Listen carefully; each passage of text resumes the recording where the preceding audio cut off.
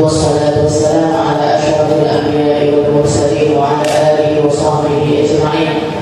سبحانك لا علم لنا إلا ما علمتنا إنك أنت العليم الحكيم. رب اشرح لي صدري ويسر لي أمري واحلل عقدة من لساني يفقهوا قولي. أما بعد، الحمد لله على نعمة الإسلام، الحمد لله على نعمة الإيمان وكفى بها النعمة. اللهم بارك لنا في رجب وشعبان وبلغنا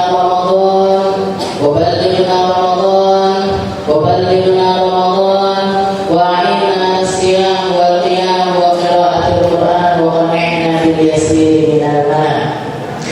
Alhamdulillah, segala puji bagi Allah Subhanahu wa Ta'ala yang memberi kita hidayah Islam iman, yang memberi kita petunjuk serta kebermanfaatan di dalam umur kita, di dalam waktu kita, di dalam harta kita, di dalam setiap perkara yang Allah Ta'ala anugerahkan kepada kita, untuk selalu dan selalu mengisinya dengan kebaikan, untuk selalu dan selalu berusaha menjadi hamba-hamba yang salihah, untuk selalu dan selalu berusaha mencari syurga Allah Subhanahu wa Ta'ala.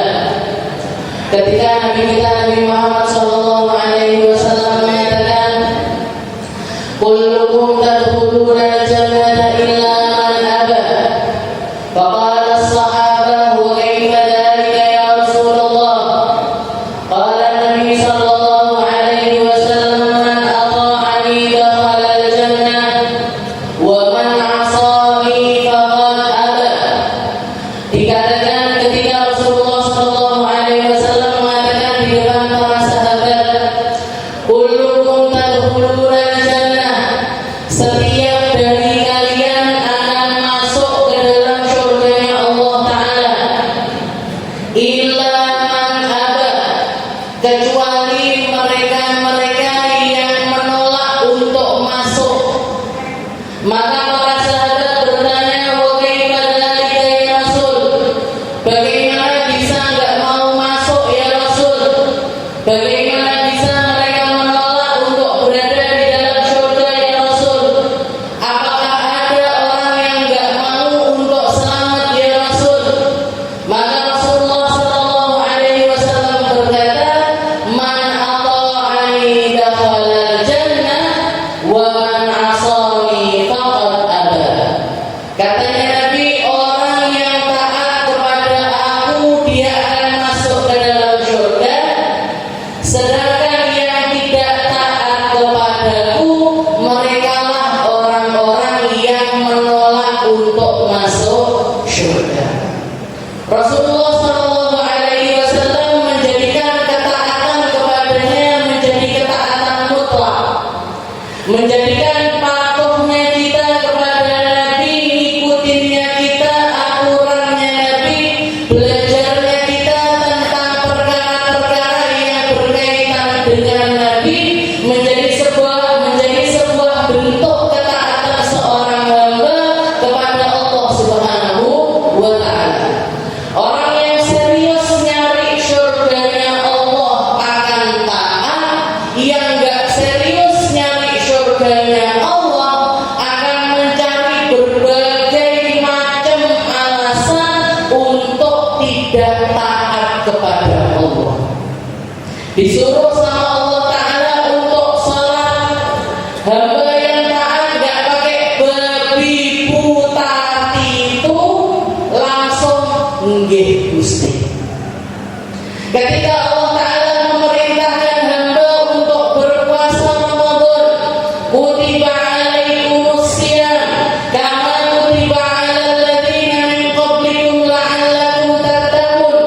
Turun ayat perintah puasa,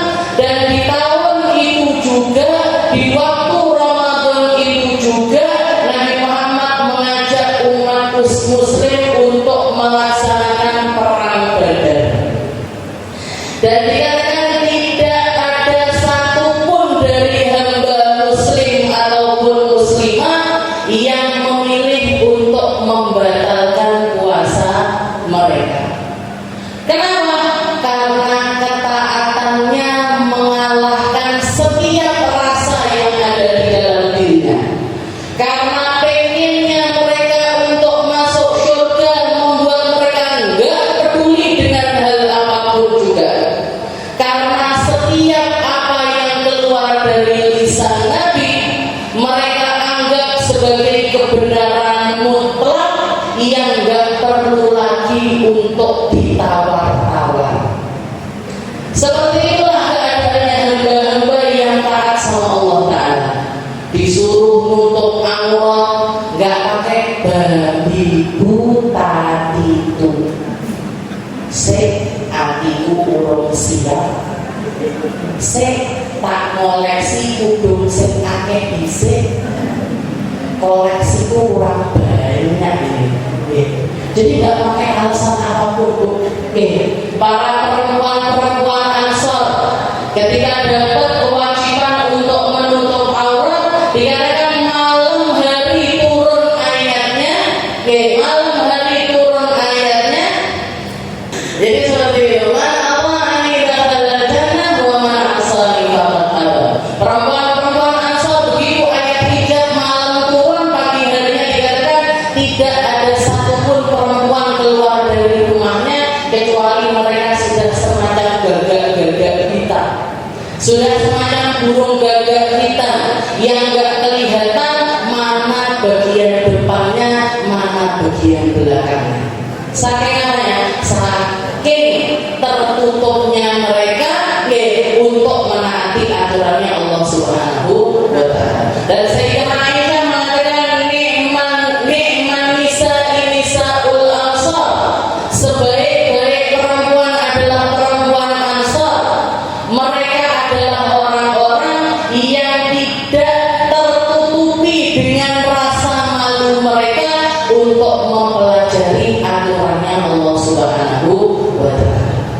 Makanya saya bisa katakan perempuan-perempuan yang datang ke majelis taklim, perempuan-perempuan yang ngaji belajar, perempuan-perempuan yang meluangkan waktunya untuk mempelajari aturan-aturannya Allah Ta'ala, itu termasuk di dalam golongan perempuan paling cerdas. Karena apa? Karena dengan mempelajari ilmunya Allah, kita tahu seperti apa caranya berbuat, seperti apa caranya bertindak, apa yang pantas, apa yang gak pantas akan bisa kita bedakan. Jadi mindsetnya yang dibalik.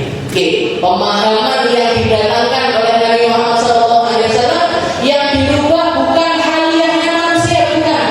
Yang dirubah bukan rumahnya manusia, bukan.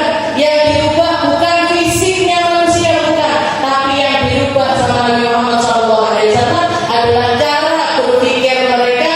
Yang pertamanya mereka hanya melihat apa yang terjadi di dunia, apa yang terjadi di depan matanya, dipanjangkan pikirannya sampai memikirkan alam akhiratnya Allah Ta'ala.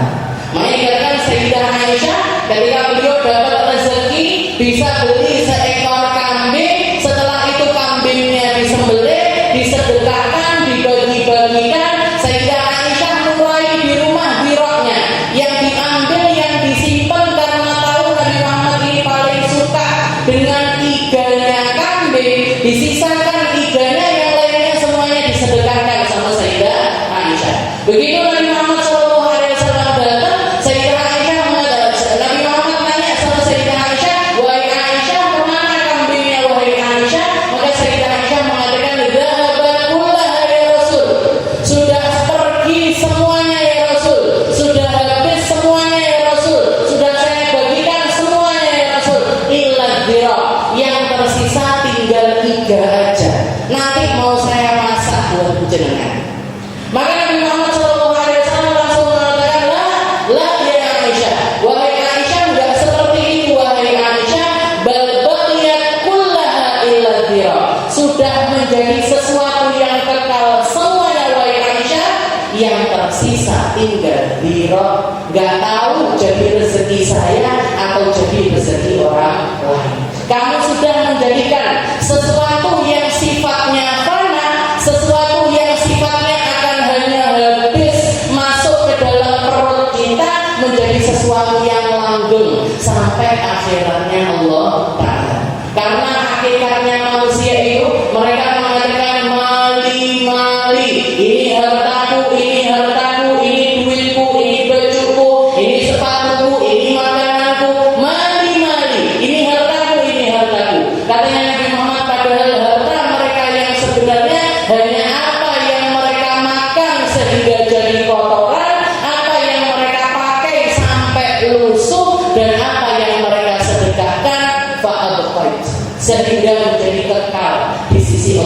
Subhanahu wa Ta'ala. Ini fungsi dari pemahaman syariat. Ini fungsi dari penanaman akidah, menanamkan di dalam diri kita bahwasanya hidup ini sementara, hidup ini sebentar aja, ada masa, ada keadaan, ada saat di mana kita harus bersiap menghadapi segala sesuatu yang super panjang, super sulit di akhiratnya Allah Subhanahu wa Ta'ala. Umur terpendeknya manusia ini di dunia, paling 60, 70, tapi kalau umur akhirat nanti bisa jutaan, bisa miliaran tahun. Jangan sampai kita gadaikan yang panjang untuk menikmati sesuatu yang pendek. Jangan sampai kita menyesal di akhirat nanti gara-gara kita kesusu kepingin enak-enak di dunia. Kepinginnya nikmatnya cuma di dunia. Orang-orang punya HP, aku yo kudu duwe HP. Orang-orang punya baju bagus, aku yo kudu duwe kelambi apik. Berarti apa? Menggadaikan dunianya, menggadaikan akhiratnya untuk kenikmatan sesaat di alam dunia ini. Kita lanjutkan pembahasan kita di dalam surah An-Nur. Ila qala Allah Ta'ala fi kitabil aziz, a'udzu billahi minasyaitonir rajim. Bismillahirrahmanirrahim. Rijalun la tulhihim tijaratun wa la bai'un 'an dzikrillah wa iqamis salati wa ita'iz zakat yakhafuna yawman tataqallabu fihi al-qulub wal absar. Allah, kita masih ada di dalam surat An-Nur ayat yang ke-37 di mana Allah Subhanahu wa Ta'ala memuji sekelompok manusia, sekelompok hamba-hambanya, sekelompok orang yang memilih hidup di atas muka bumi ini untuk mencari ridhonya Allah Ta'ala. Seperti apa model mereka? Seperti apa keadaan mereka? Rijalun la tulhihim tijaratun wa la bai'un 'an dzikrillah. Para kelompok laki-laki, seseorang yang dituntut untuk produktif, seseorang yang dituntut untuk bekerja, seseorang yang dituntut untuk banting tulang nyari harta, tapi la tulhihim tijaratun wa la bai'un 'an dzikrillah. Pekerjaan mereka, kesibukan mereka, repotnya mereka tidak membuat mereka lalai dari Allah Subhanahu wa Ta'ala. Mereka memilih untuk jadi orang-orang yang baca Al-Qur'annya banyak. Mereka memilih menjadi orang-orang yang zikirnya banyak. Mereka memilih untuk menjadi orang-orang yang melakukan berbagai macam perkara yang baik meskipun masih disibukkan dengan perdagangan ataupun juga pekerjaan yang lainnya. Mereka bekerja, tapi setiap kali dengar azan dia sempatkan waktu untuk ke masjid sholat. Mereka bekerja, tapi di saat-saat Allah Ta'ala memanggil, mereka enggak pakai nawar, enggak pakai mikir, kecuali mendatangi tempat-tempat rumah-rumahnya Allah Ta'ala untuk mengambil porsinya Allah Ta'ala di dalam diri mereka. Di jalur la tulhihim bai'un la tulhihim tijaratun wa la bai'un 'an dzikrillah. Setelah itu mereka juga orang-orang yang wa iqamis shalah wa ita'iz zakat.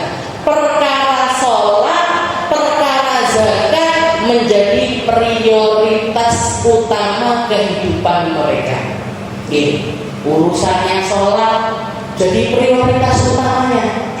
Bukan sholat kalau sempat, tapi sholat dikala awal waktu, yang lainnya ditinggal dulu. Bukan nyari kesempatan untuk sholat, nggak sempet yo nggak sholat, enggak. Tapi mereka menggunakan waktu-waktunya untuk memperbanyak sholat. Iqamis shalah wa ita'iz zakat, dan mereka juga sangat perhatian dengan urusan zakat. Kita bentar lagi masuk bulan Ramadan. Banyak orang memilih momen Ramadan untuk melaksanakan zakat. Di samping zakat fitrah yang memang diwajibkan kepada setiap hamba, setiap orang yang ketemu sama Ramadan, ketemu sama hari raya, mau tua, mau muda, bahkan baru lahir sekalipun, tetap wajib untuk melaksanakan zakat fitrah. Yang kedua juga mereka punya kewajiban untuk melaksanakan zakat mal. Apa itu zakat mal? Zakat harta mereka. Setiap tahunnya evaluasi pendapatan. Setiap tahunnya ditakar berapa harta yang mereka punya, 2,5%-nya dikeluarkan sebagai bentuk zakat harta mereka. Kalau sudah mencapai nisab. Nisab itu apa? Nisab itu minimal harta yang dimiliki. Kalau hartanya di atas nisab wajib zakat harta, kalau di bawah nisab belum wajib zakat harta. Berapa nisabnya? 85 gram emas. Jadi kalau selama setahun jenengan bekerja, dievaluasi pendapatannya, hartanya di rekening berapa, emas lantaane piro, aset-aset yang memang diperjualbelikan berapa, di total semuanya kok di atas 85 gram emas, maka berarti kita wajib untuk mengeluarkan zakat harta. Yang keluarkan cuma sedikit, yaitu 2,5%. Yang disisakan untuk kita nikmati 97,5%. Makanya dikatakan termasuk manusia paling medit. Tahu jangan medit. Termasuk manusia paling kikir, paling bakhil adalah mereka-mereka yang bahkan untuk zakat aja iman. Makanya kalau jangan punya anak-anak yang sudah mulai bekerja, sudah mulai nyari duit sendiri, sudah mulai punya pendapatan sendiri, dieling setiap tahunnya untuk zakatnya. Termasuk salah satu yang harus kita ajarkan kepada mereka, hartamu sudah masuk nisab apa belum? Kalau sudah, berarti wajib zakat. Kalau belum sampai, maka berarti belum wajib untuk melaksanakan zakat. Mau misalkan, oh ternyata harta saya belum sampai, saya mau sedekah tapi 5% atau 1% atau lebih, dikurangi sedikit dari 2,5%. Gimana hukumnya? Monggo silakan. Jadi zakat itu menjadi sesuatu yang harus rutin dilakukan. Jadi ngitung zakat itu menjadi sesuatu yang harus rutin untuk kita lakukan setiap tahun. Manfaat utamanya untuk kita sendiri, Bu. Manfaat utamanya untuk si muzaki itu, si orang yang berzakat. Karena apa? Karena dengan kita melakukan zakat, setiap tahunnya kita akan evaluasi dana aman saya ini berapa, yang masih jadi tanggungan saya ini berapa. Posisi utang itu kita akan tahu persis. Banyak orang kerja, tapi manajemennya nggak rapi, tapi keuangannya nggak rapi, yang pada akhirnya jatuh, terkikis sedikit demi sedikit, dia nggak merasa. Karena nggak ada pembukuan. Pokoknya dodol lain. Kadang-kadang rugi, nggak ngerti, barangnya hilang, nggak ngerti, nggak paham dengan posisi kalau perusahaannya atau apa yang menjadi usahanya ini ternyata bukan menguntungkan, tapi justru malah merugikan. Maka dengan adanya syariat zakat, kita tahu persis harta kita itu berapa, dan kita tahu persis posisi kita ini orang yang bagaimana. Oh ternyata harta aman saya 150 juta misalkan. Berarti saya ini orang yang punya. Kenapa? Karena sudah waktunya saya untuk melaksanakan zakat. Oh, ternyata pendapatan tahunan saya ini nggak sampai 100 juta. Berarti apa? Berarti saya ini durung sugih banget. Kenapa? Karena belum waktunya untuk berzakat. Dan terus ketika orang dari mulai awal kerja itu dia berzakat, sehingga setiap tahunnya itu dia keluarin zakat, terbiasa untuk zakat, hartanya tambah banyak, otomatis zakatnya juga naik dan naik, keluar banyak ataupun keluar sedikit, nggak terasa lagi di dalam hatinya.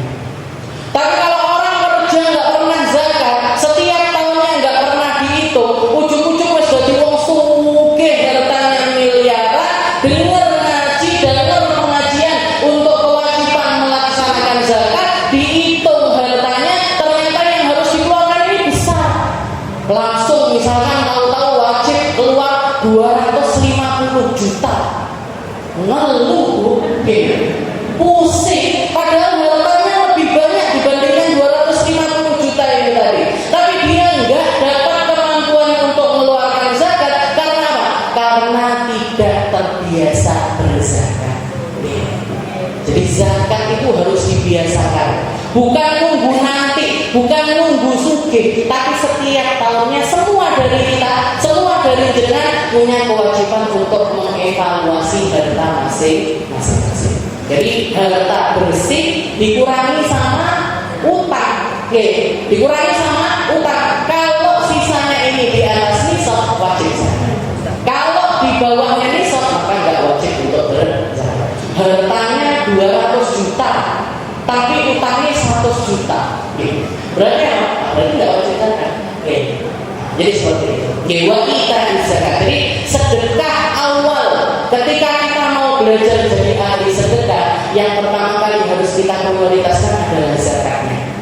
Baru misalkan nanti pengen nambah infak, pengen nambah sedekah, pengen nambah hibah, pengen nambah jariyah, pengen nyumbang pesantren ini, pengen nyumbang masjid ini, pengen bangun tempat ibadah ini dan lain sebagainya. Nah, itu dilakukan setelah kewajiban zakatnya ini tadi beres. Jangan jariyah di pesantren tapi zakatnya nggak beres. Dan zakat ini punya aturan khusus. Sebagaimana sholat punya aturan khusus, ada syaratnya, ada rukunnya, ada tata caranya tertentu. Zakat juga seperti itu. Nggak boleh diberikan kepada sembarang orang, nggak boleh nominalnya ditentukan dan diberikan juga kepada orang-orang tertentu. Kalau salah memberikan kepada orang, saya ngeluarin zakat, tapi ternyata zakat ini diberikan kepada orang yang nggak miskin, bukan orang fakir, bukan orang yang banyak utangnya, bukan masuk di dalam 8 golongan orang-orang yang boleh mendapatkan zakat, maka gimana hukum zakatnya? Boten sah. Makanya zakat itu ngajarin kita untuk jadi orang yang perhatian sama sekeliling kita, perhatian sama tetangga-tetangga kita, perhatian sama keluarga-keluarga kita yang nggak punya, yang miskin, yang yatim, yang kekurangan. Kita tahu, kenapa? Karena kita butuh mereka untuk menyalurkan zakat kita.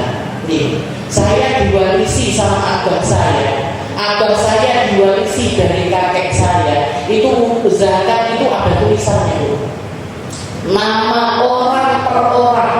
Nama orang per orang. Fulan perempuan laki itu ditulis satu persatu. Ada mungkin lebih dari 150 orang dari orang-orang terdekatnya kita yang kita tahu masing-masing ini mereka ini siapa rumahnya di mana. Kenapa? Ini warisan. Saya dapat warisan dari abah saya dapat warisan dari kakek saya. Catatan orang-orang yang biasa diberikan zakat kepada mereka. Ini yang harusnya dilakukan. Jadi kita ketika mau bayar zakat, hanya melihat ke sekeliling kita. Sopo yo, panggung sing gak duwe sopo. Tukang becak yang ada di sekitaran saya. Satpam, tukang parkir, atau pekerjaan yang kelihatan semacam. Ayo kita perhatikan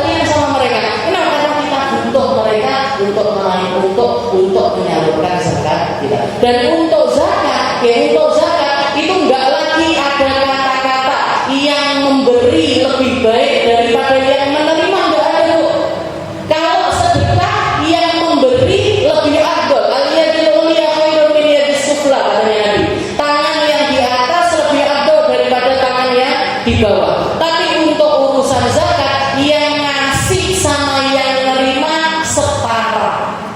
Kenapa? Yang ngasih memang wajib untuk ngasih, yang menerima memang berhak untuk menerima. Jadi nggak ada lagi kata-kata yang ngasih lebih baik daripada yang memberi. Nah, karena sama-sama wajib. Sama-sama dan hukumnya adalah wajib. Wajib itu kalau ditinggalkan dosa.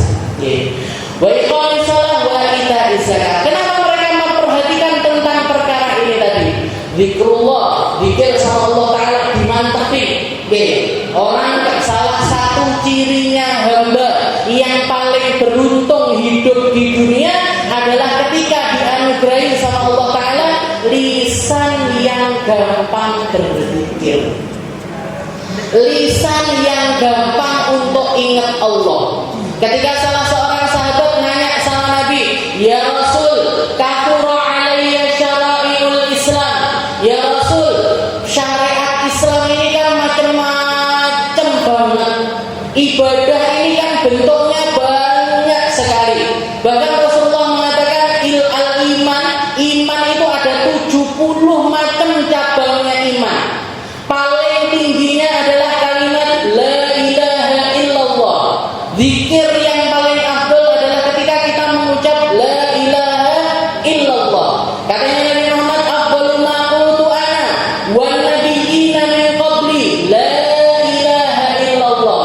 Paling afdalnya kalimat yang keluar dari lisan saya dan lisan para nabi-nabi sebelum saya adalah kalimat la ilaha illallah. Itu puncaknya iman. A'laha, katanya Nabi, a'laha iman itu paling tingginya adalah kalimat la ilaha illallah. Wa adnaha, minimalnya, paling kecilnya, paling rendahnya, imatatul adza 'anil thariq, menyisihkan sesuatu yang menghalangi jalan. Jenengan kelihatan di jalan enek kerikil, jenengan kesandung kerikil itu, orang iman, orang Islam memilih untuk ngambil kerikilnya di pinggir nih Bu. Kenapa? Biar nggak ada orang lain yang kesandung. Ini apa? Ini minimalnya bentuk keimanan seorang hamba adalah melihat sesuatu yang nggak benar dibenar. Kelihatan sesuatu yang nggak enak dibenar nih. Jangan mampir lagi safar, lagi jalan-jalan, mampir ke masjid, delok nih boleh masjid, gayungnya bocor misalkan. Apa namanya gayungnya? Canting, gayungnya bocor. Gayungnya bocor. Nggak perlu marah-marah sambil bawa gayung bocor ini marahin takmirnya masjid. Piye topak kok gayungnya sampai bocor? Nggak perlu Bu. Jangan keluar bentar nyari minimarket, nyari tempat untuk beli gayung. Jangan tuku, mau beli satu silakan, mau beli dua silakan, mau tak beli gayungnya. Jadinya kabeh pakai gayung. Tuku 10, kasih gayung satu-satu. Ini orang cerdas. Ini orang cerdas. Kelihatan ada sesuatu yang nggak benar, dibenerin. Kelihatan ada yang salah, diluruskan. Kelihatan ada yang kotor, dibersihkan. Berapa sih di antara kita yang memilih untuk menjadi orang yang pikirannya simpel seperti itu? Kenapa? Ini bentuk keimanan seorang hamba. Gak pilih nesu-nesu, gak pilih ngomel-ngomel sama takmirnya, tapi apa? Ini adalah kesempatan saya untuk berbuat baik. Di sini saya akan melakukan kebaikan tersebut. Zikrullah. Jadi zikir itu adalah salah satu ketika kebanyakan ini ya Rasul. Cabang-cabang iman ini macam-macam ya Rasul. Kasih saya satu amalan yang kalau saya mengamalkan yang saya akan masuk ke dalam syurga. Maka katanya Nabi Muhammad, anta ja'ala lisanaka daiman rabban min dzikri. Wah, kalau kamu pengen jadi orang ahli syurga, pastikan lisanmu ini gak pernah lepas dari ingat Allah. Pindah-pindah dengan kalau di aja ada rutinan baca sholawat setiap harinya 1000 kali. Oke, habis selesai zikir salawatnya pindah ke la ilaha illallah.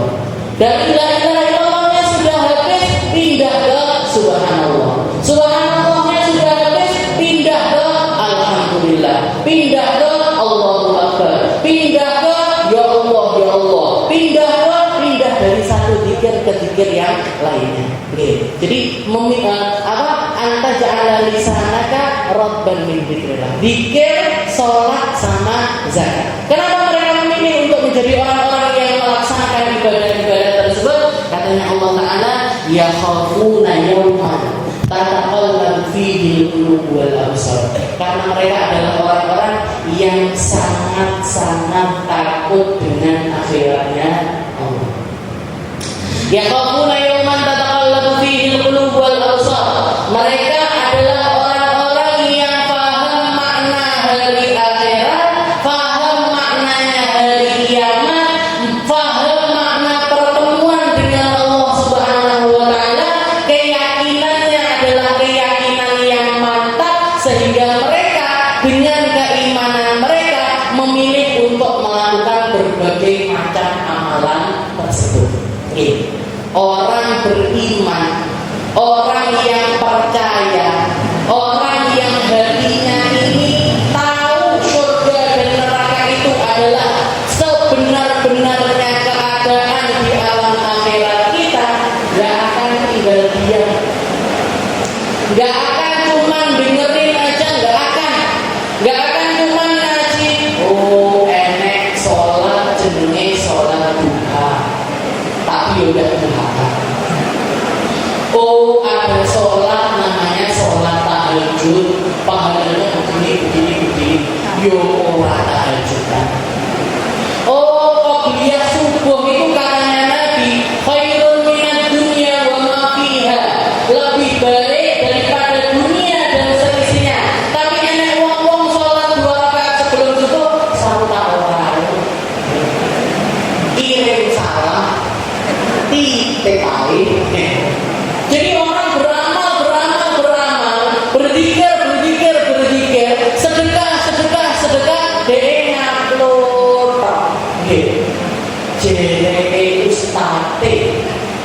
jereke ustadai, pahalanya begini. Tapi keluar dari majelis, dia masuk sini, keluar sini aja.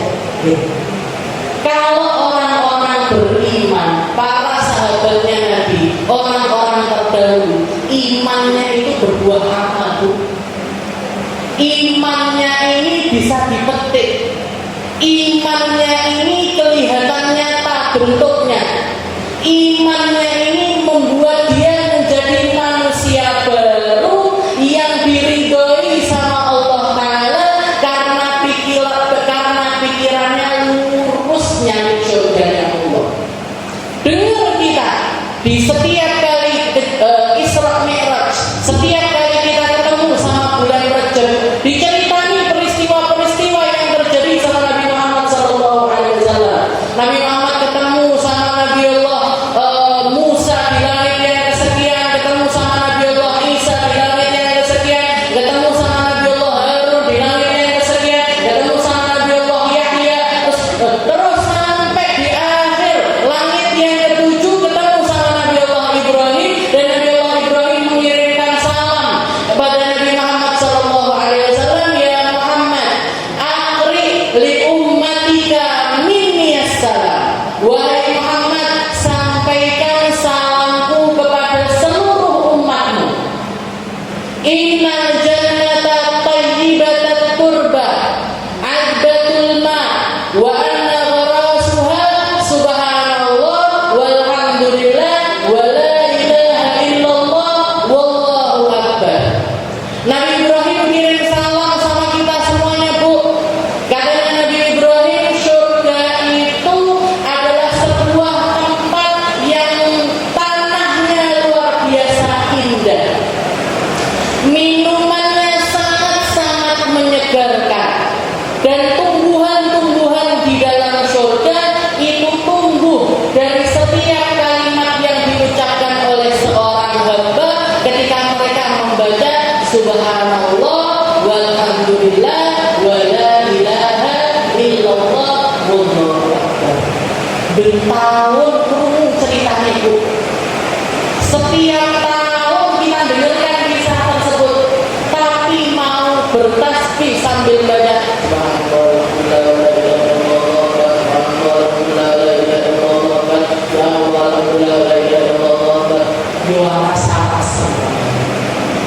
pilih musik kalau konconnya, pilih ngomongin orang, ketimbang berzikir, ketimbang melakukan kebaikan-kebaikan tersebut. Ini kan berarti ada yang salah sama iman kita. Ini kan berarti ada yang salah dengan pahamnya kita. Ini berarti kan ada yang salah dengan kepercayaannya kita. Kemana? Kenapa para sahabat begitu bersemangatnya di dalam mencari ridhonya Allah Ta'ala? Kenapa saya kok jadi orang yang gini-gini aja? Sampai kapan, Bu? Mau sampai kapan? Mau istiqomah duhaannya itu mau dimulainya kapan? Mau istiqomah tahajudnya itu mau dimulainya kapan? Mau istiqomah sedekahnya itu mau dimulainya itu kapan? Kalau enggak sekarang, kalau enggak saat ini juga, takutnya keduluan ajal kita dan kita enggak sempat melakukan apa. Takutnya kita pulang ke hadiratnya Allah Ta'ala ngaplu, enggak bawa bekal apapun. Salah satu imam kita, salah satu khalifahnya umat Islam yang bernama Sayyidina Umar bin Abdul Aziz. Sayyidina Umar bin Abdul Aziz ini keturunannya Sayyidina Umar bin Khattab dari arah ibunya. Jadi Sayyidina Umar bin Abdul Aziz ini punya ibu dari keluarganya Sayyidina Umar yang luar biasa zuhud, yang luar biasa taat, yang kebaikan itu merasuk di dalam keluarga tersebut. Tapi dari keluarga bapaknya Abdul Aziz ini keturunan keluarganya raja-raja, keturunannya orang-orang yang berpolitik, keturunannya para penguasa, keturunannya orang-orang yang seringkali berebut kedudukan. Beliau dididik dengan dua keadaan tersebut. Tapi sudah pasti antara didikan bapak kalau didikan ibu yang berhasil, yang menjadi, yang berakar, yang menjadi mendominasi, menjadi kriteria seseorang itu adalah didikannya ibu. Jangan lihat anak-anaknya jenengan. Oleh api-api berarti insya Allah dengan wong api. Tapi lek anaknya diomongi kok aneh-aneh, gak usah melihat siapa-siapa, Bu. Jangan lihat sama diri sendiri. Panjang yo aku koyo ngene. Kenapa? Karena didikan ibu itu selalu lebih menang. Didikan ibu itu selalu lebih menang. Guru saya sekedar kalau bilang, gak perlu bapak soleh, yang penting ibu-ibu solihah. Kalau ibu-ibu solihah, kalau perempuan-perempuannya adalah orang-orang yang baik, insya Allah generasi selanjutnya kita akan menjadi generasi yang bisa dikedepankan akhlak moral serta kebaikan. Yang penting ibu deh, bapak-bapak sebenarnya besar. Diomongi orang next, bapak-bapak ini mikir anak-anak dikuasai sama ibu. Jadi saya tidak tahu dengan di sini didikan ibunya luar biasa. Walaupun dari sisi bapaknya ini orang-orang yang kaya-kaya dari politik. Maka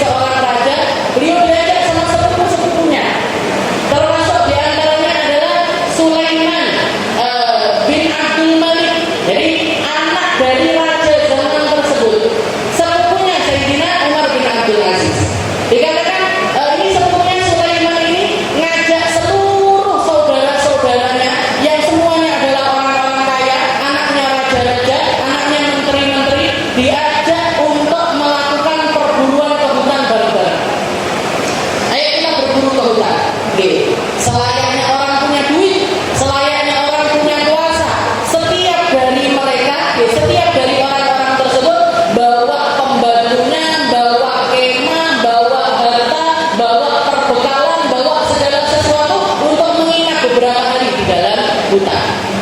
Sedangkan Sayyidina Umar bin Abdul Aziz nggak bawa apa-apa. Dia nggak bawa bekal, dia nggak bawa harta, nggak bawa duit dan lain sebagainya. Oke. Berangkatlah mereka semuanya serombongan masuk ke dalam hutan. Setelah selesai berburu, malam harinya selesai mau istirahat, ini mereka masuk ke tenda masing-masing, makan apa yang sudah disediakan sama pembantu masing-masing, menikmati, setelah itu geletak turun.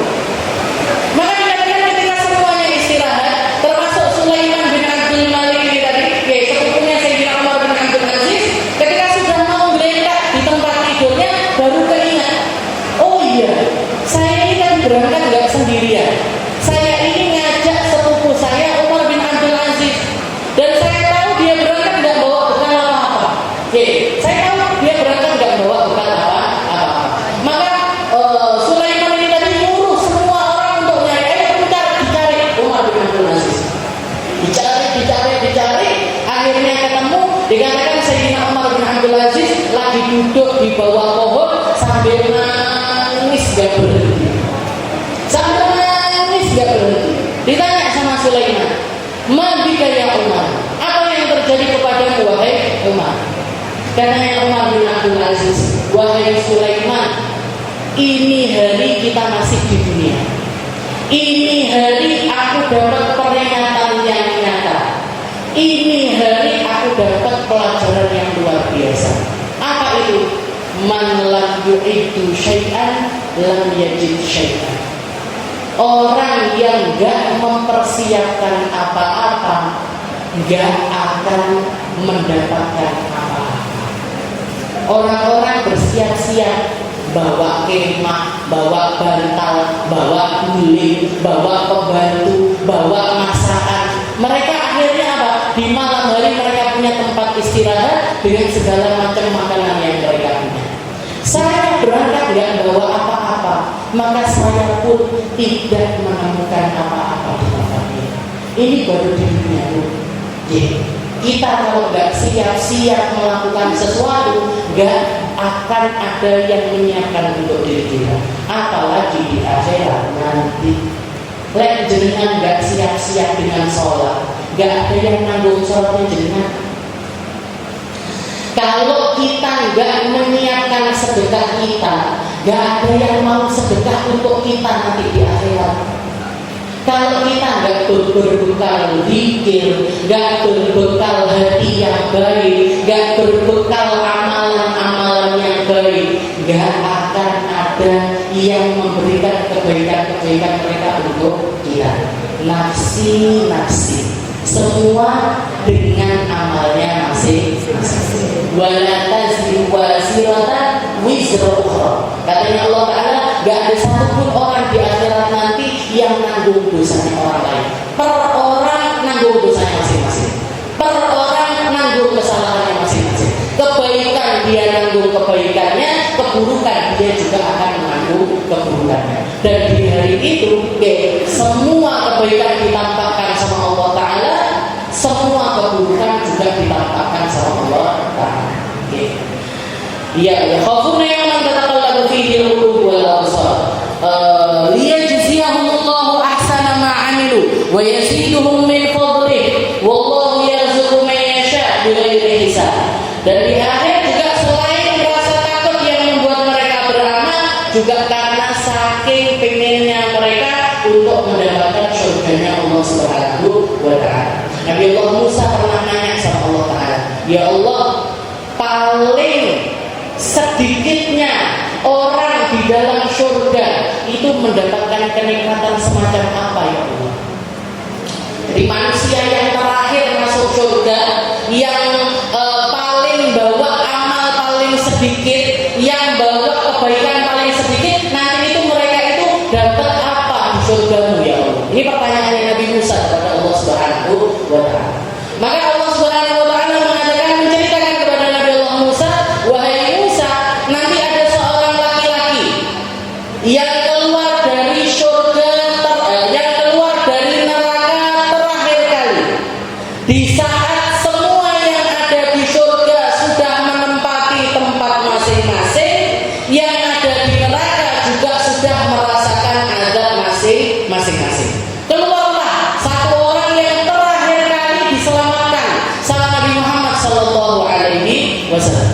bahwa iman cuma lebih kecil dari biji sawi, bahwa kebaikan sangat sedikit sekali. Dia keluar dari nerakanya Allah Ta'ala setelah bertahun-tahun dicuci dulu di dalam neraka, dikeluarkan, dicelupin dulu sama Allah Ta'ala di satu sungai yang namanya adalah Nahrul Hayawan, sungai kehidupan, sungai kehidupan. Karena ketika keluar badannya hitam legam, nggak kelihatan apa-apa lagi, koyok arang bisa. Karena saking lamanya dikeraknya neraka. Masuk ke dalam sungai tersebut, mau dimasukkan sama Allah Ta'ala ke dalam surganya, meskipun di dahi mereka ada tulisan-tulisannya, mereka dicap sama Allah Ta'ala di dahi mereka dengan kalimat Al-Jahannamiyun Utaqa'ur Rahmanu Minanna. Ini adalah para mantan narapidana neraka, mantan penduduk jahanam yang dibebaskan sama Allah Ta'ala masuk ke dalam surganya Allah. Maka dikatakan laki-laki ini terakhir kali keluar dari neraka. Setelah itu ditutup nerakanya, setelah itu ditutup surganya sama Allah Ta'ala.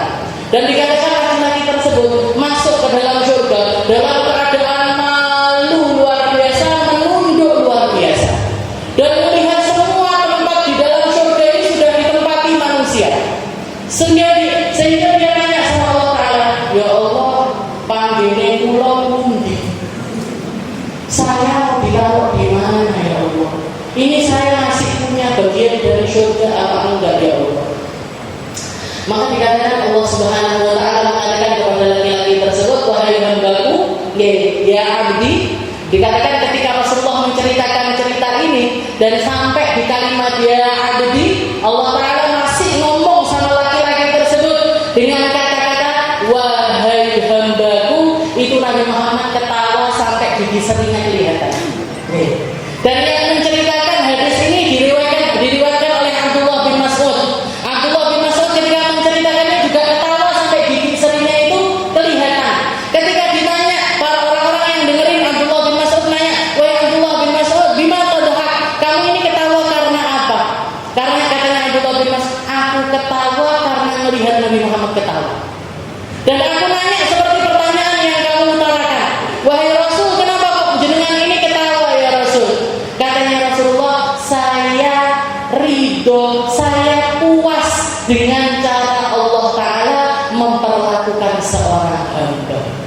Bahkan kepada seorang pendosa yang hampir gak memiliki kebaikan sedikit pun, Allah Ta'ala masih mau manggil dia dengan kalimat wahai hambaku. Ya abdi, wahai hambaku, amatardo, apa kamu ridho an aja'ala laka, untuk aku berikan kepadamu seperti yang dimiliki orang paling kaya di dunia dulu. Kamu ingat, kamu melihat rumah terbesar itu rumahnya siapa? Kamu melihat istana termewah di dunia itu istananya siapa? Bayangkan sekarang juga. Maka hamba tersebut membayangkan, sampun Gusti, kula bayangin rumahnya raja ini, misalnya, dengan Google, rumah terkayanya orang manusia siapa? Dibayangkan sama laki-laki tersebut. Setelah dibayangkan, setelah itu Allah Ta'ala mengatakan, wahai hambaku, laka mithlah, walaka mithlah, walaka mithlah, walaka mithlah, ila asyra ad'afin. Kamu akan mendapatkan yang setara dengan rumah terbaik di dunia tersebut, semacam itu, semacam itu, semacam itu, semacam itu, sampai 10 kali lipat. Ini manusia paling minimal balasannya di dalam surganya Allah Subhanahu wa Ta'ala. Jenengan bayangkan yang di atasnya kayak apa? Jenengan bayangkan yang di atasnya lagi bagaimana? Jenengan bayangkan yang didapatkan sama Nabi Muhammad SAW seperti apa? Jenengan bayangkan seperti apa orang-orang yang dikasih kabar langsung sama Allah Ta'ala untuk mendapatkan balasan surganya Allah. Termasuk di antaranya yang mendapatkan kabar tersebut adalah istri tercintanya Nabi, yaitu Sayyidah Khadijah Al-Kubra. Dikatakan Sayyidah Khadijah di usia 60 tahun setelah melahirkan berkali-kali putra-putrinya Nabi Muhammad SAW, Nabi Muhammad memilih untuk khalwah di Gua Hira, Sayyidah Khadijah ini gak jarang beliau memilih untuk naik bawa makanan kesukaan Nabi ke atas gunung. Jenengan ada yang usianya 60 tahun bijak munggah gunung Bromo Purun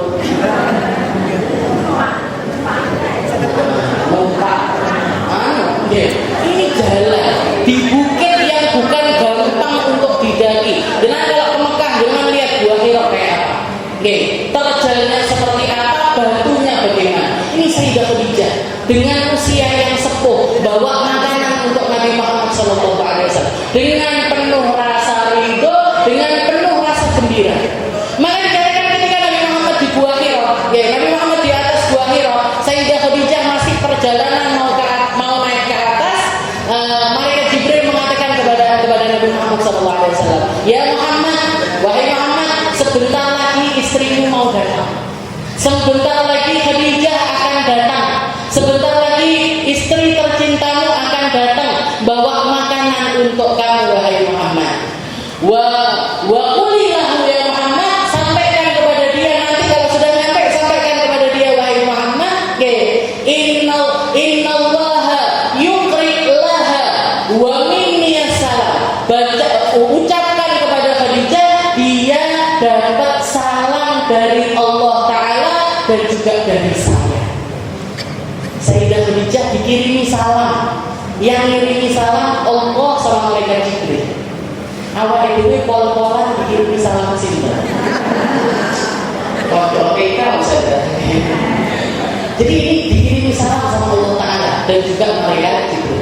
Wa abshiri lahu dan wa bashiri lahu, dan berikan kabar gembira kepada Khadijah, innalaha baitan fil jannah min qasabin. Dia Allah Ta'ala sudah menyediakan untuk dirinya sebuah rumah yang luar biasa indah di dalam surga, yang mana sudah tidak ada lagi kebisingan, sudah tidak ada lagi rasa capek nanti di surga.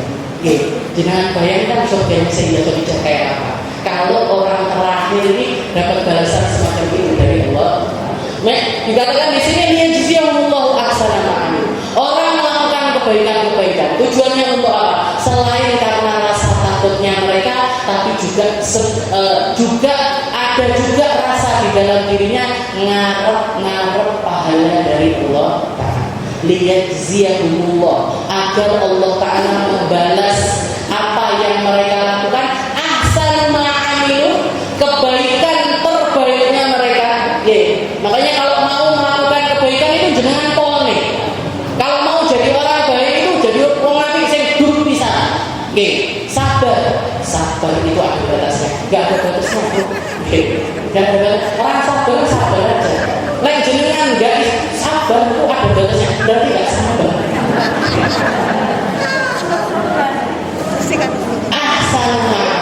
Jadi harapan mereka adalah mendapatkan balasan terbaik dari Allah Ta'ala, wa yazidahum min fadli, dan Allah Ta'ala selalu menambahkan kebaikan-kebaikan di dalam surga.